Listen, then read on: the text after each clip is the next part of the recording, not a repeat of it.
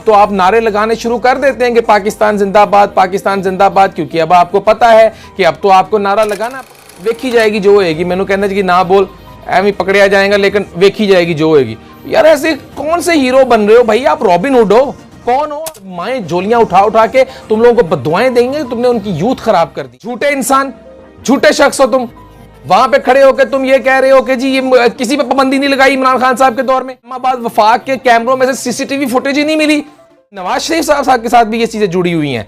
उन्होंने भी अपने दौरे हुकूमतों में उन लोगों को नवाजा है। Extremely sorry, you are not look like a journalist, you are not look like a gentleman person, like you are deserving for the journalism. I don't. Clip चला देता हूं, उसकी फ्रंट रो में बैठा हुआ एक शख्स भी ताली नहीं मार रहा था आप लोगों के लिए।